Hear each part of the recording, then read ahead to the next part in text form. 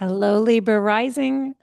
This is Britten LaRue doing Scopes Unshamed for April 2026. This is the first Libra Rising Scopes Unshamed I've ever done. Welcome.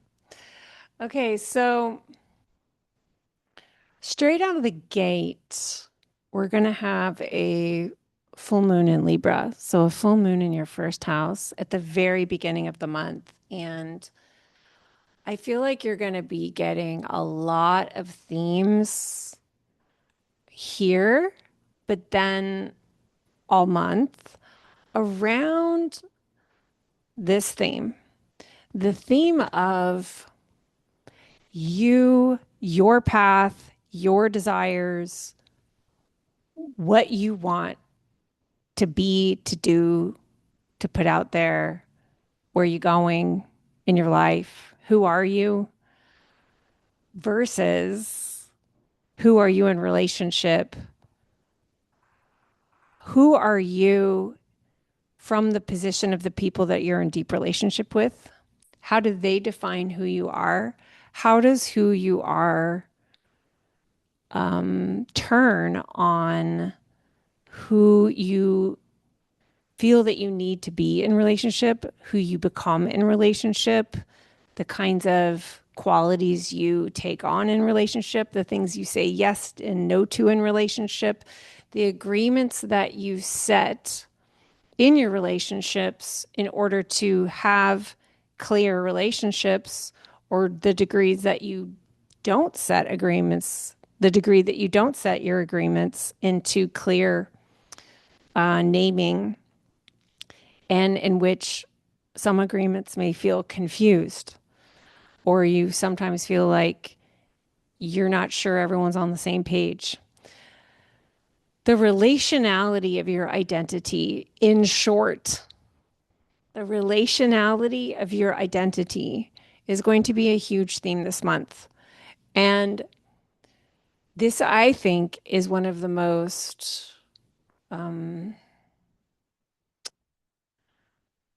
I don't know if the word I mean is tender, but it's definitely one of the most tricky to navigate in life, because as much as we can own who we are and what we want, we are also social beings, and we have these relationships, and the people we're in relationships also have their own motivations, their own needs, their own psychology, their own expectations and attachments inside of relationships. And navigating the emergent qualities of our relationships is a massive part of what being a human is. And it can often be one of the most painful parts of being a human, even as it's one of the most wonderful and special aspects of being a human. So, all of that is going to be up for you here in this April, because the sun is moving through Aries, the first over half of the month of April. But it's not just the sun, it's a lot of planets that are in Aries. And in fact, you are in a 2 to 3 year period where you are really learning a lot about what you want from your relationships. And I'm talking like the one on one relationships that matter most to you, where you have this sense of like, whether legally or energetically, we've like made agreements. Like we've agreed, I'm do this and you do that. I bring this and you bring that. I'm agreeing not to do that thing. These are the agreements. They're how we cohere relationship into a kind of order that feels good to everybody. But of course, what feels good to you in 1 year of your life may not feel good to you in 2026. And what you're wanting in 2026, or what your partner is wanting, this could be business, romantic, close relationship, what your partner may be bringing up may or may not be in affinity with you, right? Like this is the business of being in these relationships where we hope that as we change and as we evolve and as we grow, we hope that our partners will grow too. We hope that they want to be with us through who we're becoming. However, we all know that sometimes these updates can be very uncomfortable. And sometimes these updates even lead to endings. So, over the course of the next couple of years, you are going to be in a kind of continual learning process around this. And that's because Saturn is moving through your seventh house in Aries. But in April, it's going to be extra hot. It's going to be extra important that you are paying attention. And I would even say that, like, you won't be able to not pay attention. Like, because Mars rules Aries and Mars is hot and honest and like has the energy to like bring the truth forward, bring us into the next direction, whether it's from you or whether it's from your different partners. There's going to be energy here for some growth, for some emergence, for some updates. And so you are really going to be in an encounter and in a confrontation, not just with them, but with the parts of you that have different feelings about this. And so shame can come in when we are unwilling to see that we have competing desires. We humans are complicated and paradoxical, and we often want things that feel like they don't go together. Like for with a partner, you can simultaneously want to be the one who's completely in charge and also feel like you want someone who supports you, like at the same time. You want control and then you don't want control. Like you want to be together all the time, but you don't want to live together. Like there's all kinds of like ways in which we're funny humans. But because of shame culture, we've learned to ignore, we've learned to repress, we've learned to not speak. We've learned to even lie about the desire that we think is the bad desire and avoid talking about it. And so, in the unshaming process, part of what starts to happen is we start to become aware of where we're shaming one of our competing desires. And we start to navigate how complex we actually are and bring the people into our lives into our fullness. Welcome to the whole of me. I may not be the person you initially like agreed to spend your life with in some capacity, but I'm showing you who I am now. And turns out I have this desire, and maybe you haven't shared this desire. Maybe the people didn't even know.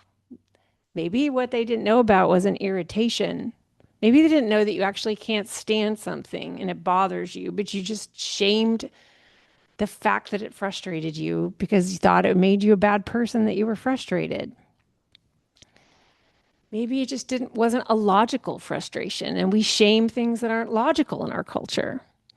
But this could also be coming from your partner, of like they're telling you who they are now and letting you see them more fully. How do you handle this? How how are you doing? How are you doing receiving the information of more of the fullness of the people in front of you? And they're telling you how they have a desire, a frustration, a need, a preference that maybe you really didn't know about before, and you're not even sure how you feel about this. So, this is how we stay in present time in relationships. And our relationships are healthy and vibrant and alive when they're in present time, when both parties are being honest about who they are now, even though it may not be who we each were when we met. But of course we aren't who we were when we met because it's called maturity. It's like it's called time. So, but we have a lot of fear and shame around letting one another grow because usually we all have some kind of trauma around abandonment. And just the fear of being abandoned is so intense that we're, micromanaging our relationships to assure ourselves that we're safe and we won't be abandoned. But what we might do is create walls so that we don't have to hear the information that terrifies us. And then what that does is it prevents our relationships from being in present time. So just a small, just a small invitation for you, Libra rising, but really big because what you're learning in April is part of like a really important curriculum that you're in the next couple of years. And, it's possible that some things that may come forward in April will be like life-changing, amazing information for these relationships. And like maybe you're going to welcome all this so easily and it's going to be like, oh my goodness, like you do have your chart ruler in Taurus this month. Venus is in Taurus in April, and that's one of Venus's home bases. So, along with Libra. So, there is this sweetness, there is a honey in the air that is supporting you. Lean back into it. Like lean back into where the honey is. Lean back into where support is. Lean back into the support, the resources that feel good. Be a resource seeking person. Is what coming up something that feels like a lot to hold right now? Where are your resources? How can you support yourself to stay anchored and to stay in present time rather than in the past, which is what happens when we have a trauma response and we have an inner child freak out. Now we're in the past and we're not able to be with our partners in present time. So, a lot of what this kind of astrology wants from us is how can I stay anchored in present time so that I can be with myself in present time and I can be with my partner in present time? So, all of these will be really important for you. And another thing that I would say is like, we were raised in a very immature culture here in the United States of America. I don't know where you are, but a lot of Western world, a lot of modern world is pretty immature emotionally. And so a lot of us just didn't receive resources in how to hold ourselves through these things. And so it's just so powerful when we can trust that we can learn, we can repair, we can get new skills. We aren't our trauma responses. That's not our personality. Our trauma responses are things that we can resource ourselves to heal with so that we learn to have new responses and we learn to be with our lives in new ways. That's what emergence is. This is emergence astrology, scopes Unshamed. So, yeah, I would say that this is a pretty big. Oh, what I was going to say is because of that immaturity and like urgency, we have so much urgency in modern culture. We and we've been taught to pathologize ourselves. We think that something comes up and now we have to like do something, like we've got to do something. I'm laughing because we sweet humans, we have to laugh at ourselves. Um, However, you don't actually have to do things with the encounters and experiences and the data that arises in your April Libra rising. You can just sit back and take notes. Just sit back and take notes. This is here, this is here, this is here, this is here. I'm noticing this, I'm noticing this, I'm noticing this. I notice I felt like this, I notice I felt like this, I notice I felt like this. I noticed that I asked for this, and this is what happened after I asked for it. You just are taking field notes about your life so that over the long haul of the next couple of years, you understand your data. So that at some point, with the accumulation of data, you feel that you can make a wise and mature choice about updating contracts if they need updating. So, all of this is going to fortify your authority as a person in relationship. And in order to do that, it's going to bring forward where you're not in your authority and like where you need to mature, because that's what Saturn does. I would say, welcome this. We live in a culture that's terrified of maturity, but it's pretty awesome, I found, to mature. Says the 48-year-old woman loving her midlife. So, um, this is amazing, but it's scary when the data starts to roll in. We get afraid because we don't know if we can trust ourselves. So what you're learning is how to trust yourself. And trust self-trust is not a thing you have or you don't have. Is a spectrum. You'll start to see where you are, and you're going to be building experiences so that you can move yourself on that dial to more self-trust, which is going to be amazing for the rest of your life as you mature. All right. Thank you so much, Libra Rising. I know it was a big one. I'll see you in May.